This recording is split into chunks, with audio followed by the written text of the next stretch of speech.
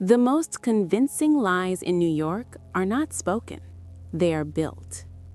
On 42nd Street, the stone facades and polished brass suggest a city that has always known what it was doing. Above ground, Grand Central Terminal is light, height, and geometry, an engineered reassurance that movement can be elegant.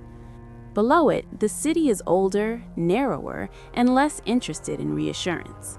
There, the air has always carried a second history, dust that never fully settles, heat that never fully leaves, and the persistent metallic taste of electricity. The Grand Central 42nd Street Station complex is not one station.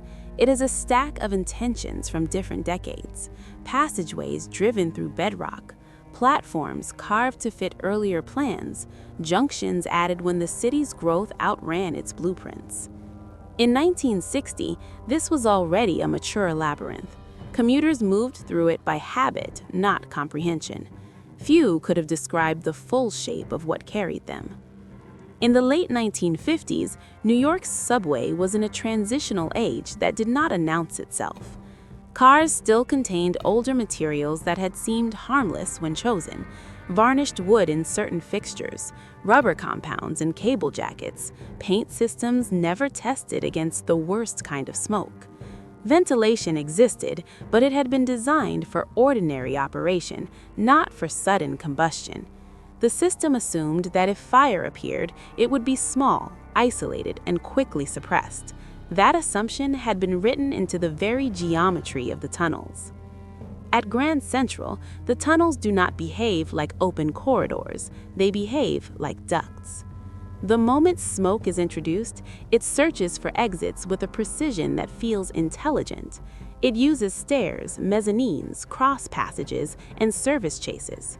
It climbs in sheets along ceilings and drops low when it cools. It does not spread evenly. It chooses.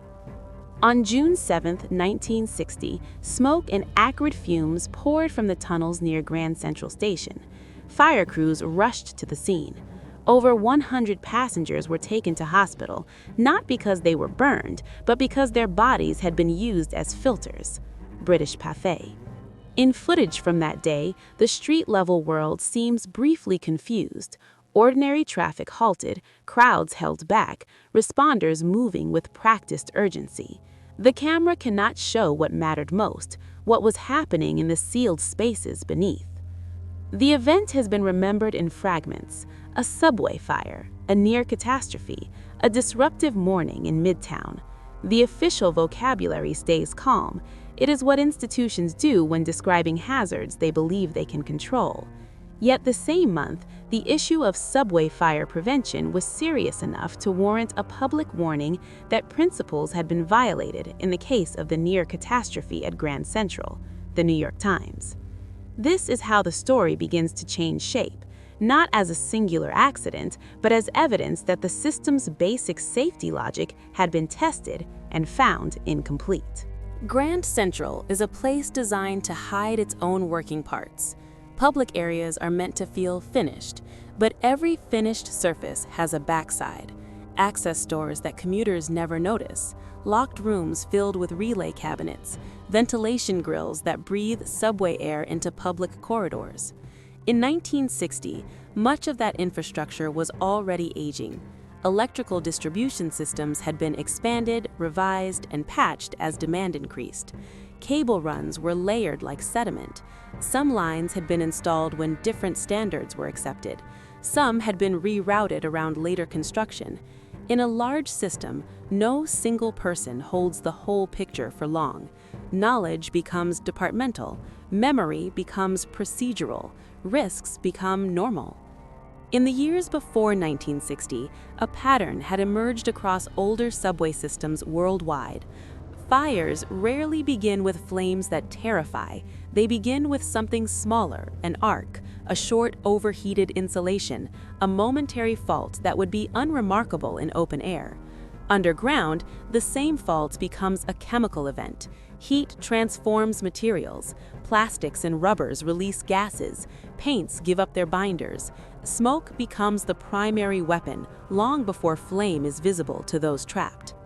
The Grand Central Station complex is particularly suited to this kind of danger because of its density of human movement. It is a transfer point, a place where lines cross and crowding occurs in pulses. At peak times, the platforms and passageways fill and drain like lungs. When the system is functioning, this seems efficient. When something goes wrong, the same efficiency becomes a problem. People arrive faster than they can escape. The documentary record from June 7th speaks mostly of the visible consequences: streets affected, passengers hospitalized, British pate. The invisible consequences live in operational reports, internal memos, and the cautious language of engineering departments. These documents rarely describe fear directly. They describe conditions, smoke infiltration, service disruption, ventilation response. But fear is present in what they omit. If 100 people require hospital care from smoke alone, then smoke filled spaces where people could not easily avoid it. That implies delay, confusion, and the temporary failure of the system's promise that movement will remain predictable. Grand Central's underground corridors are famous now as a kind of urban folklore, an underground labyrinth, a network that seems larger than a station should be. Modern photographs of these spaces show clean renovation projects and guided explorations, Gothamist. But in 1960, much of the backstage environment would have been darker and more industrial. Service corridors with unfinished ceilings, cable trays, pipe runs, and a constant low mechanical noise that made silence feel unnatural. This is where the system's body heat accumulates. It is where small failures begin. What turns the June 7th event into something more than a subway fire is the uneasy question of scale. A fire significant enough to send smoke pouring from tunnels and to hospitalize over 100 passengers suggests that containment failed early. The subway's tunnel ventilation and smoke management were never designed for perfect control, but they were designed to keep a localized incident from becoming a station-wide hazard. If the smoke moved quickly into passenger areas, then either the fire's location was strategically disastrous, or the airflow pathways behaved in ways that planners had not anticipated, or both. In the same era, the 42nd Street Shuttle and other components around Grand Central were known to have complicated platform arrangements and service corridors. Diagrams and historical notes about the shuttle platforms and adjacent areas reveal a station that had been modified repeatedly, with proposals and partial constructions that left hidden corners behind Columbia University.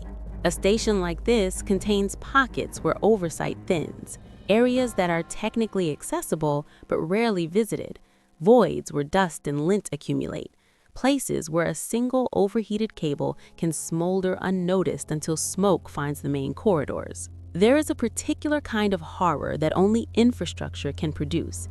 It is the horror of realizing that the danger is not an intruder, it is not malicious, it is not even unusual. It is an ordinary failure unfolding inside a system too large to watch itself. On June 7, 1960, the public saw smoke. Many would have assumed it was an interruption, a temporary problem resolved by the arrival of men in helmets and heavy coats. Yet underground fires do not end cleanly. Even after flames are extinguished, heat lingers in concrete. Smoke residues cling to walls and cables. The system must be restarted cautiously. Electrical sections are re-energized. Train service resumes. People return. The station appears normal again because the city requires it to. What does not return to normal is the knowledge carried by those who were inside the smoke. Survivors of smoke inhalation often describe the same sensations, regardless of the specific fire. The moment the air changes taste, the first cough that does not clear, the realization that visibility is shrinking, the sudden awareness that the tunnel is not a hallway but a trap with limited exits. Panic, when it comes, is not loud at first. It is practical. It is people counting steps, searching for signage, trying to keep children close, trying not to waste breath. The official narrative of 1960 treats Grand Central as a near miss. Yet a near miss is also a measurement. It tells you how close the system came to taking lives in a way that would have demanded a different kind of memory. It raises a question that becomes more disturbing the longer you sit with it. If this was not the deadliest subway fire, what conditions would have been required for it to become one? That question is where the documentary changes its tone, because the June 7th fire is not only about what happened, it is about what the system revealed, briefly, unwillingly, about itself. The subway's danger is not that it is dark. The danger is that it is precise. In the years leading up to 1960, the New York City subway was a machine operating on assumptions that had not been renegotiated since the early 20th century. The fundamental design premise was still speed and capacity. Move as many bodies as possible, as frequently as possible, through fixed corridors. Safety improvements existed, but they were layered onto an older skeleton. This is how large systems evolve, not by rebuilding from scratch, but by adapting until the original structure becomes difficult to distinguish from its repairs. Fire prevention underground is not only about extinguishers and alarms, it is about material science, airflow, and human behavior under stress. In 1960, all three were compromised by the realities of a working subway that could not afford long shutdowns. Cables aged in place, relay cabinets were filled and refilled, ventilation shafts were used as both lungs and chimneys. The system ran hot, especially in dense station complexes like Grand Central. The Grand Central 42nd Street station is connected to multiple lines and layers. Its complexity is part of its utility, but complexity introduces new failure modes. Every connection between corridors becomes a potential pathway for smoke. Every change in elevation becomes a place where air pressure shifts. In the event of a fire, these spaces do not behave like isolated rooms. They behave like a linked organism. The June 7, 1960 incident, remembered for the scale of smoke and the number of hospitalized passengers, British Pathé, should be read as a test of that organism. Smoke and acrid fumes do not appear in that volume unless something is feeding them, either a significant burn source or a configuration that concentrates and redistributes combustion products into public areas faster than evacuation can keep pace. One of the most overlooked dangers in subway fires is the way ordinary dirt becomes fuel. Dust in tunnels is not neutral. It is a mixture of brake residue, paper fibers, hair, textile lint, oil mist, and metallic particles. It accumulates in cable trays and along track beds. In a high-traffic environment, it is constantly replenished. When a small arc occurs, when a fault briefly heats a localized area, this dust can ignite, not as a sustained flame, but as a smolder that produces dense smoke. Smoldering is often more dangerous than open flame because it creates toxic gases while remaining difficult to detect and locate. The New York Times editorial written later that month speaks of violated principles and a near catastrophe. That kind of language is unusual in public discussion of transit systems. It suggests that the event exposed not only an accident, but a systemic oversight, something that had been warned about or should have been anticipated. Grand Central's underground spaces include not just passenger areas, but service corridors, electrical rooms, and interconnecting passages. Historical diagrams and notes about the station's shuttle infrastructure hint at unused or altered sections, including proposals that never fully materialized, Columbia University. These partially utilized spaces matter because they are where maintenance can become irregular. In underused corridors, ventilation may be weaker, lighting may be minimal, fire detection may be absent or delayed. Small incidents can grow without immediate human observation. In 1960, station monitoring was not the same as in later decades. The system relied heavily on staff presence, routine inspection, and mechanical indicators that could report faults, but not always their physical consequences. A blown fuse is a data point. Smoke is a physical event. There is often a lag between the two. Accounts from fire incidents and enclosed transit systems often describe an early phase where people do not believe what they are smelling. Smoke in a subway can be mistaken for ordinary grime, overheated brakes, electrical ozone. The human brain tries to keep the environment normal. This delay, seconds, sometimes minutes, becomes critical. By the time passengers accept that the smell is not routine, visibility may already be compromised. The footage and descriptions from June 7th emphasize that smoke emerged into public streets, affecting traffic and drawing fire crews. British Pate.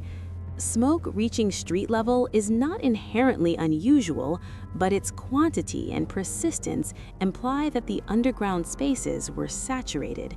The station temporarily ceased to be an enclosed system. It became a source of contamination for Midtown itself. The technical question is where the fire was in relation to the station's airflow.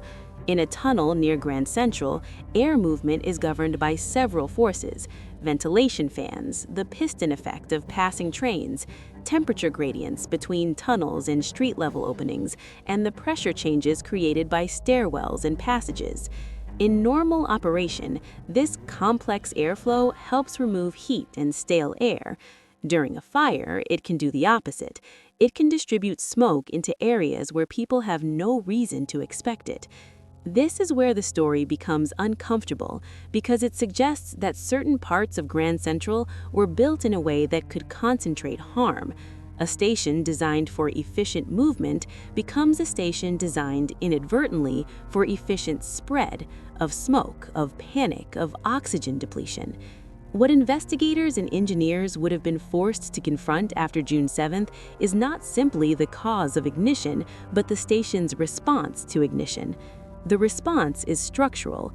It is in the placement of vents, the orientation of passageways, the size of stairwells. It is in whether doors between service corridors and public areas seal properly. It is in whether the system can reverse fan direction in time, or whether procedures even exist for that. The New York Times piece on subway fire prevention implies a broader debate about safety principles. The New York Times. Historically, major transit safety improvements often follow disasters rather than near disasters. Near disasters create a different institutional response, acknowledgement without transformation. They prompt memos, committee meetings, incremental changes, but the underlying geometry remains. At Grand Central, the public spaces above ground create a kind of psychological contrast. The terminal's interior, arched ceilings, symmetrical lighting, broad concourses, has always suggested that the city controls its own movement, Wikimedia Commons. Beneath it, the subway spaces were never designed to inspire awe. They were designed to work. Their surfaces were utilitarian. Their corners were tight. Their acoustics amplified the mechanical hum until it became a constant presence, a low-frequency reminder that you are inside a machine. This contrast matters because it shapes how people respond to danger. A commuter descending from the Grand Concourse into the subway carries the assumption of order with them. When smoke appears, the mind resists the idea that the system can fail completely. People expect signs, instructions, controlled evacuation. When those expectations are not met, panic can become a rational response.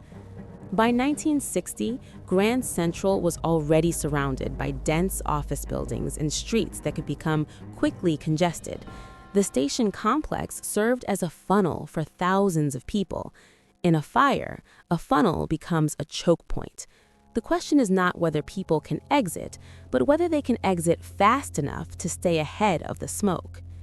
The June 7th incident did not become a mass fatality event, at least not in the public record, but it introduced a disturbing concept that the station's ventilation and layout could allow a fire to threaten hundreds at once. Over 100 were hospitalized, British Pate. That figure represents a boundary crossed. It is evidence that smoke was not contained to a minor area and that human bodies were exposed to conditions severe enough to require medical attention. After such events, systems often develop a private language of risk. Maintenance staff begin to note recurring issues, a certain cable run that overheats, a specific relay cabinet that trips too often, a ventilation fan that fails to start reliably.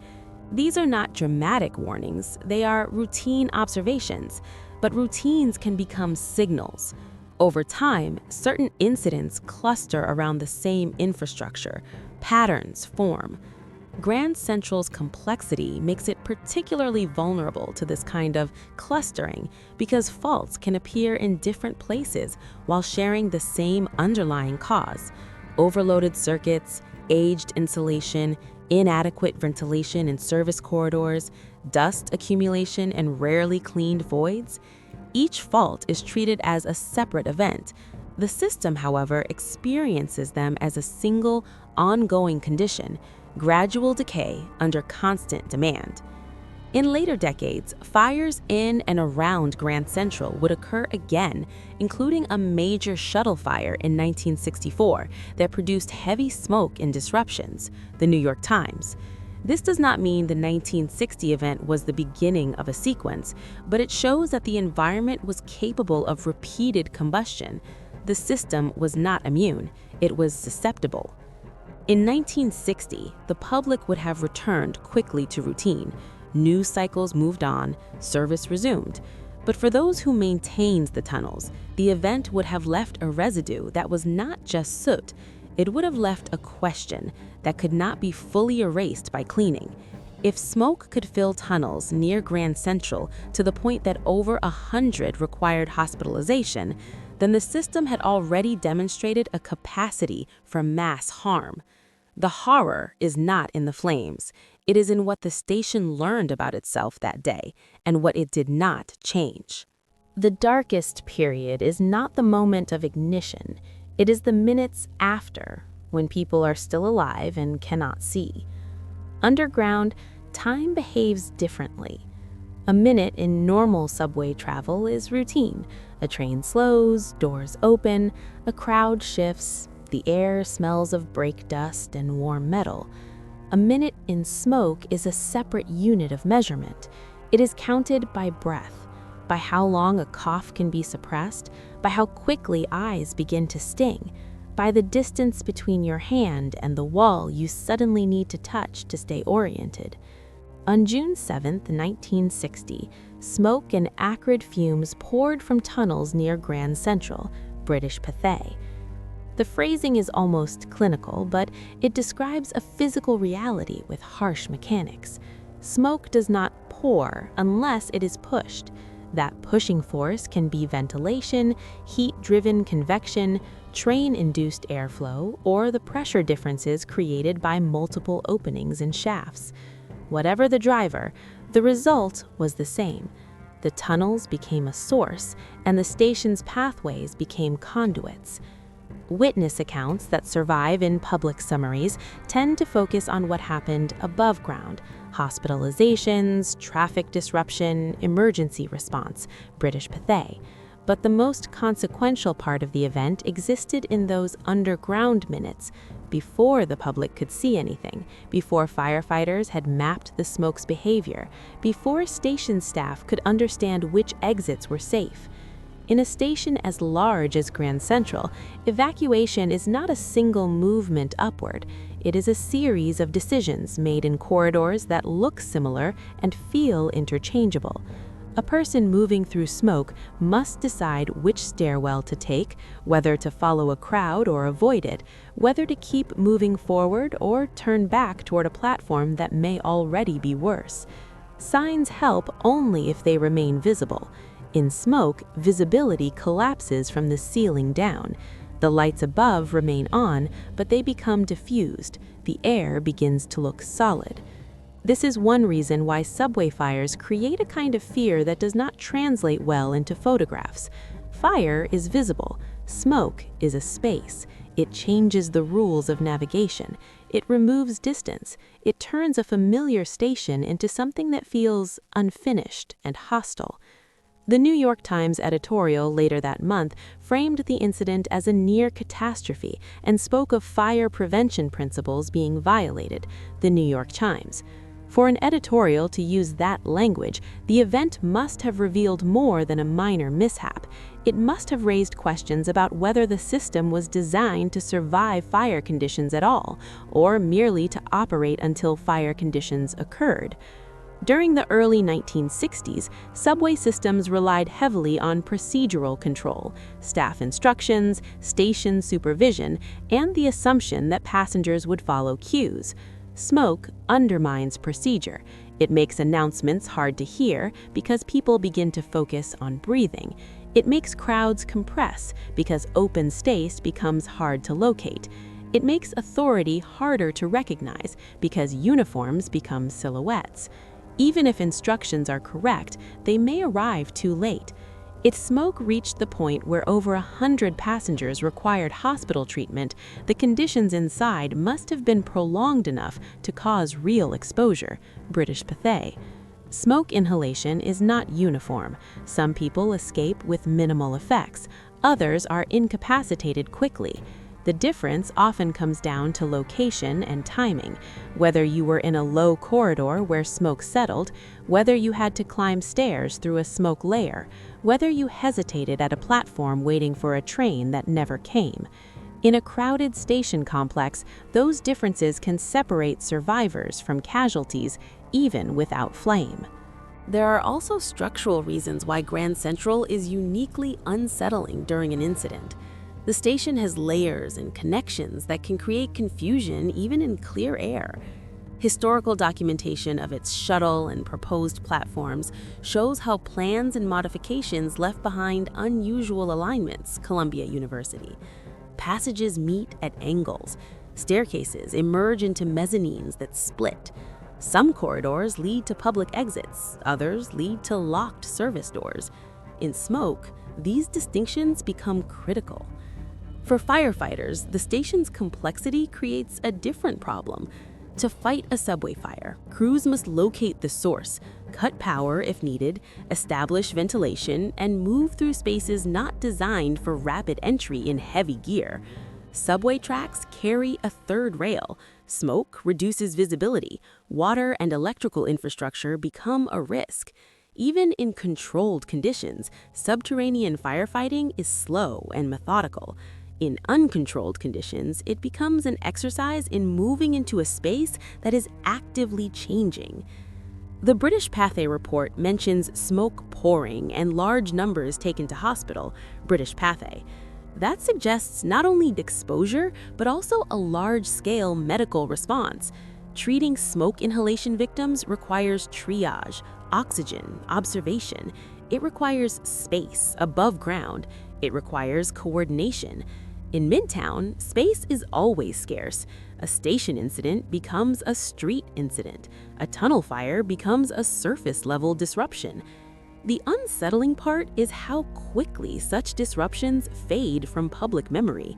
A street can be cleared, a service can be restored, the city's daily movement resumes. The station looks the same, but below, residue remains. Soot in vents, smoke stains on tile, a faint burnt odor embedded in cable insulation and concrete pores. Maintenance crews will find it later, when the crowds are gone. They will scrape soot from surfaces, inspect damaged wiring, replace sections of cable.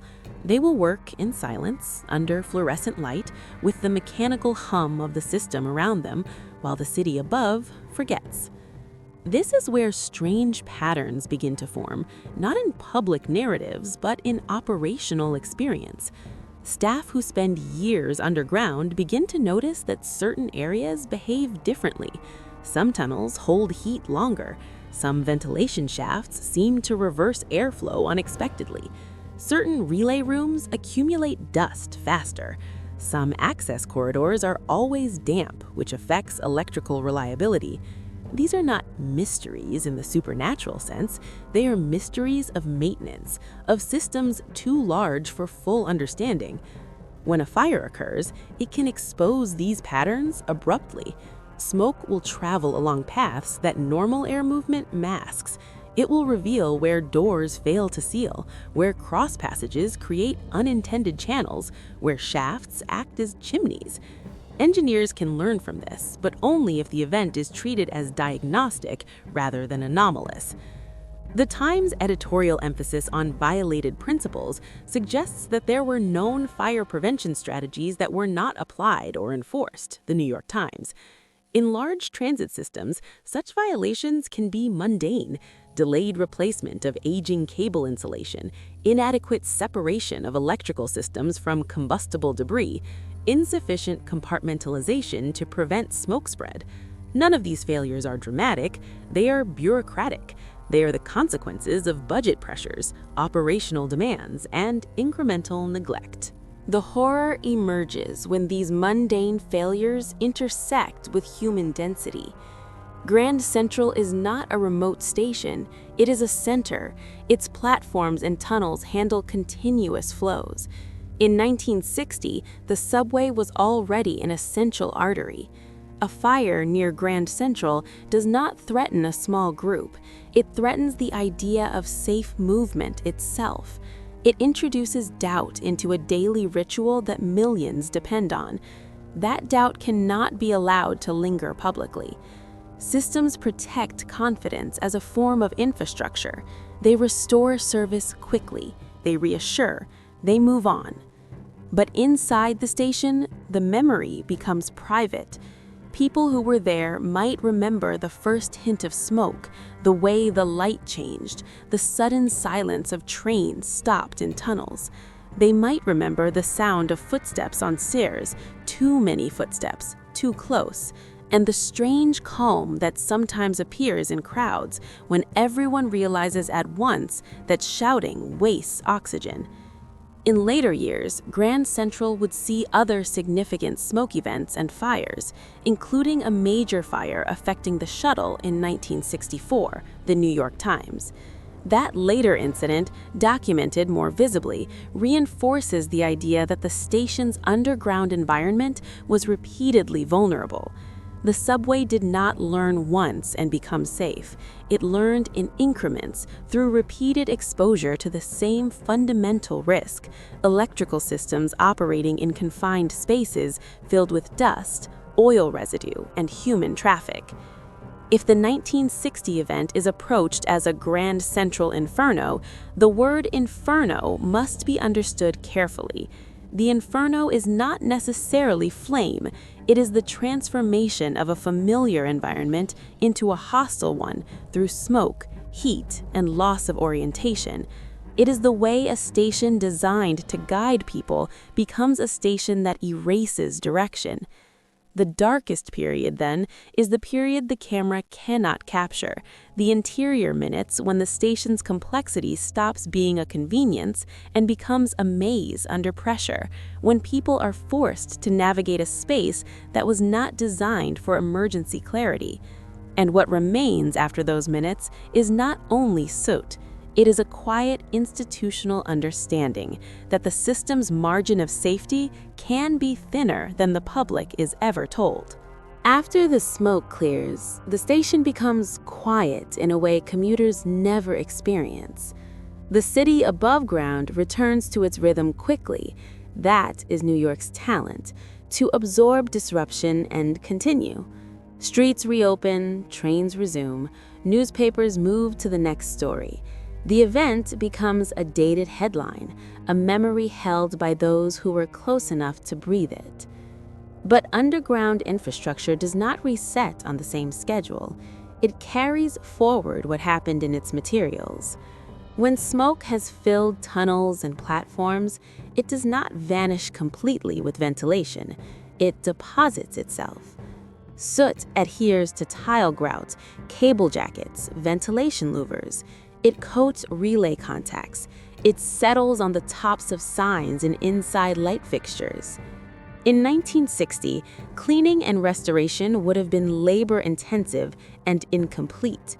Even after visible residue was removed, the station's hidden cavities, service chases, duct interiors, sealed voids, could keep the smell of combustion for months. This is where the aftermath becomes less public and more disturbing. The station's recovery is not only about service, it is about inspection, tracing the cause, evaluating damage, checking whether the incident revealed systemic vulnerabilities. The Times' emphasis on subway fire prevention and violated principles suggests that the event was treated as an indictment of safety assumptions rather than a random occurrence, the New York Times. Yet, even an indictment can be absorbed by a large system without forcing radical change. Institutional responses to near disasters often follow a pattern: immediate corrective actions followed by gradual fading of urgency. In the immediate aftermath, cables may be replaced, debris cleaned, procedures reviewed. But larger questions, how smoke is controlled in complex station geometries, how ventilation should respond automatically, how to compartmentalize tunnels, require money, time, and sustained political will. In 1960, the subway system was entering a period in which such sustained investment was difficult. Maintenance competed with expansion, daily operations, and shifting city priorities. Grand Central's complexity also complicates accountability. A fire in a tunnel near the station could involve multiple departments: electrical maintenance, track maintenance, ventilation operations, station management. Each can correct a part without owning the whole. The system's failures become distributed, and so do its lessons. Public footage from June 7, 1960 shows responders in smoke on the surface, British Pathé. It does not show the internal, quieter work that followed: electricians testing circuits in low light, inspectors walking corridors that still smelled of burnt insulation, maintenance crews scraping soot from areas commuters never see. These workers would have moved through the station when it was at its least theatrical, after crowds, after camera crews, after the city's attention had shifted away. Their labor is the unseen conclusion of most subway emergencies. If you walk through Grand Central Terminal today, you encounter renovated surfaces and controlled lighting, Wikimedia. But the terminal's underground reality remains a network that cannot be fully modernized without being rebuilt. There are still hidden passageways and back corridors tied to older plans, Columbia University. Modern explorations of these spaces, documented in features about subterranean connections, frame them as curiosities, Gothamist. In a safety context, they are something else. They are proof that complex infrastructure accumulates leftover spaces, and leftover spaces are where control thins. The psychological aftermath for passengers is harder to document because it is not typically recorded in technical reports. Yet the physical experience of smoke inhalation creates its own imprint. People who have been in a smoke-filled transit system often describe a persistent sensitivity to smells afterward: the faint odor of overheated electrical equipment, the ordinary ozone scent of brakes. Even the stale warmth of underground air can trigger unease. It is not dramatic, it is quiet. It appears as a pause at the top of a stairwell, a glance at a ventilation grate, a heightened awareness of how far the next exit sign is. This kind of memory is compatible with daily commuting. People continue to ride, they adapt, but a part of the mind stays alert in a way it was not before. The station becomes not only a place you move through, but a place you monitor. In the institutional memory of the subway, events like June 7th can become ghostly. They are not forgotten entirely, they remain as references in discussions of procedure and safety, but they are rarely framed as defining moments, because defining moments demand public reckoning. Near catastrophes can be easier to contain. They allow the system to maintain the appearance of control. The editorial on fire prevention makes clear that the near catastrophe was serious enough to provoke public critique. Yet the subway continued to experience fires and smoke events in subsequent years, including a major 1964 fire that disrupted the Times Square Grand Central shuttle and produced heavy smoke.